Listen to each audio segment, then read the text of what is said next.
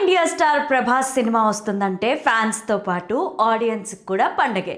అందులోనూ 2024లో కల్కి 2898 ఏడీతో తన స్టామినా ఏంటో మరోసారి నిరూపించిన ప్రభాస్ హీరోగా నటించిన సినిమా 2025లో ఒక్కటి కూడా రిలీజ్ కాలేదు.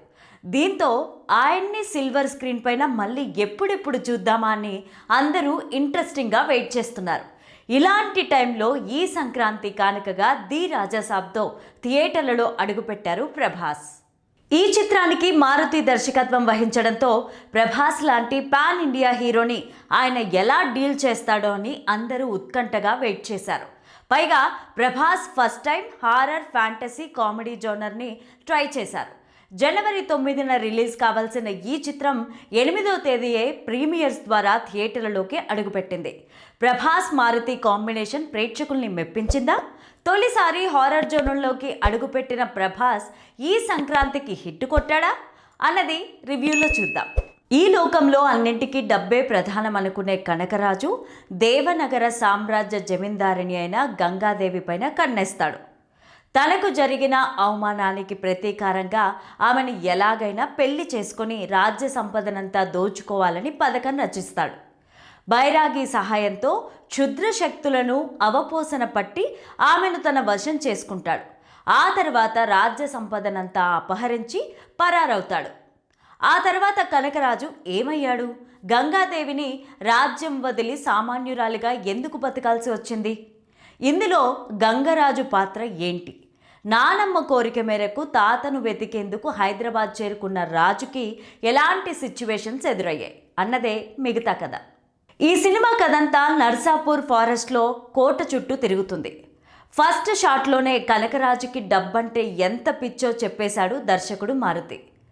పరుల సొమ్ము కోసం ఆశపడే కనకరాజు తన మాయాజాలంతో అందరి నుంచి డబ్బులు దోచుకొని దాన్ని కోటలో దాచుకోవడం, చనిపోయిన తర్వాత కూడా ఆ సొమ్మంతా తనకే దక్కాలని, ఆ సంపదకు వారసుడు తానే మాత్రమేనని, ఇంకెవ్వరికీ దక్కకూడదని ముందే వీలునామా రాసుకోవడం వంటి ఘటనలు ఆసక్తిని రేపుతాయి. చనిపోయి ఆత్మగా మారిన తరువాత తన భార్యని చంపాలని ఎందుకు ప్రయత్నిస్తున్నాడన్నది ఉత్కంఠని కలిగిస్తుంది. నిజానికి రాజాసాబ్ దమ్మున్న కథే. ప్రతి దమ్మున్న కథకి హీరో అంటే కథా కథనమే. ఎంత పెద్ద కథానాయకుడున్నా నిలబెట్టేది కథే. కానీ ఈ సినిమాలో ప్రభాస్ ఇమేజ్ని దృష్టిలో పెట్టుకొని అనవసరమైన సన్నివేశాలతో అసలు కథని గాడి తప్పించారు దర్శకుడు మారుతి. ఈ సినిమా ద్వారా ప్రేక్షకులు చానాళ్ల తర్వాత వింటేజ్ ప్రభాస్ని చూస్తారు. ఏ విషయాన్నైనా సరదాగా తీసుకోవడం, బాగా వెటకారం కలిపిన ఆ క్యారెక్టర్లో వింటేజ్ ప్రభాస్ కనిపిస్తాడు. నాయనమ్మ కోసం ఎంతకైనా తెగించే మనవడిగా, ముగ్గురు భామల మధ్య ఉన్న ప్రియుడిగా, తాత నిజస్వరూపం తెలుసుకున్న తర్వాత అతన్ని ఎలాగైనా అంతమొందించాలన్న పట్టుదలతో ప్రాణాలను సైతం లెక్క చేయకుండా పోరాడడం వంటి సీన్లలో ప్రభాస్ అలరించారు. ముఖ్యంగా Prabhas look, mannerism, dialogue delivery చాలా కొత్తగా ఉన్నాయి.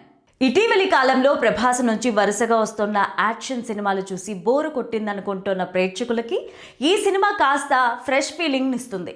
ఇక కనకరాజుగా సంజయ్ దత్ విశ్వరూపం చూపించాడు. డైలాగులు తక్కువే అయినా తన నటనతో మెప్పించారు. ప్రభాస్ నాయనమ్మగా నటించిన జరీనా వాహెబ్ సెంటిమెంట్తో పండించేసింది. అయితే ఈ సినిమా అంతా సాధారణ మహిళగా కనిపించిన క్లైమాక్స్లో రాణిలాగా ఆమె ఎంట్రీ అద్దిరిపోయిందని చెప్పాలి.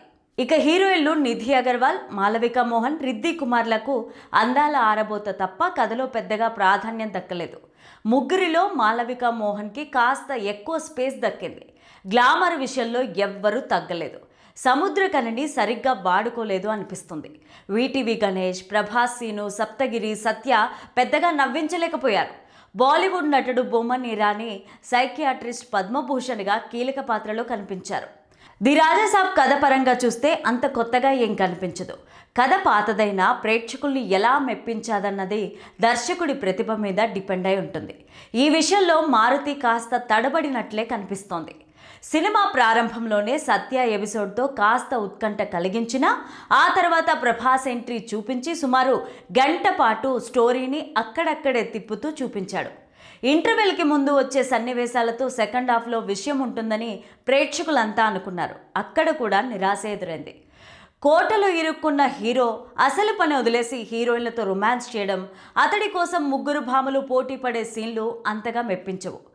ప్రీ క్లైమాక్స్ యాక్షన్ సీన్లు పర్వాలేదనిపించగా క్లైమాక్స్ మాత్రం అంతగా మెప్పించలేదనే చెప్పాలి. టీజర్ సమయంలో గ్రాఫిక్స్ పైన వచ్చిన విమర్శల్ని మేకర్స్ సీరియస్గా తీసుకొని బెస్ట్ అవుట్పుట్ ఇస్తారని ఆశించిన ప్రేక్షకులకి నిరాశ ఎదురైంది. కొన్ని సీన్లలో గ్రాఫిక్స్ వర్క్ నాసిరకంగా ఉంది. ఈ విషయంలో మేకర్స్ ఇంకాస్త శ్రద్ధ పాటించాల్సిందేమో అనిపిస్తుంది. అయితే ముసలి ఫైట్ మాత్రం ప్రేక్షకుల్ని అలరిస్తుంది. సినిమా నిడివి ఏకంగా 3 గంటల 9 నిమిషాలు ఉండడంతో కొన్ని సీన్లు లాగ్ అయ్యి చాలా చోట్ల బోర్ కొట్టినట్టు అనిపిస్తుంది.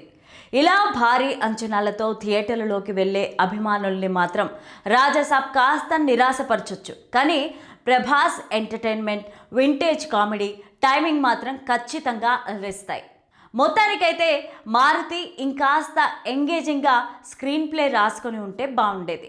ఇక తమన్ మ్యూజిక్ కూడా పెద్దగా ప్రభావం చూపించలేదు. ముఖ్యంగా తమన్ నేపథ్య సంగీతంతో నిలబెట్టేస్తాళ్లే అనే పేరుంది, కానీ రాజాసాబ్లో అవసరమైన దానికంటే అనవసరమైన దరువులే ఎక్కువ వినిపించాయి. ఫస్ట్ హాఫ్లో పాట ఫైట్తో ప్లేస్మెంట్ని సెట్ చేసుకుంటూ వెళ్ళాడు. తమన్ పాటలు రన్ టైంకి తప్పితే రాజాసాబ్ రన్వేకి హెల్ప్ కాలేకపోయాయి. హడావిడి ఎక్కువ, అవుట్పుట్ తక్కువ అనేట్టుగానే ఉంది తమన్ మ్యూజిక్. కార్తిక్ పలాని సినిమాటోగ్రఫీ గ్రాండ్గా అనిపిస్తుంది.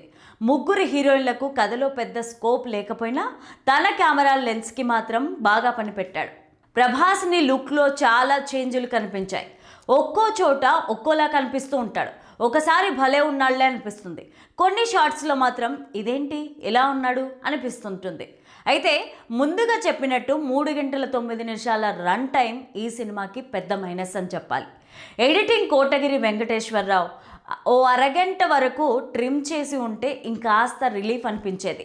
నిర్మాత టీజీ విశ్వప్రసాద్ కోట్లాది రూపాయలు ఖర్చు చేశారు, కానీ ఆ ఖర్చుకి తగ్గ అవుట్పుట్ని పూర్తి స్థాయిలో అందించలేకపోయారు మారుతి.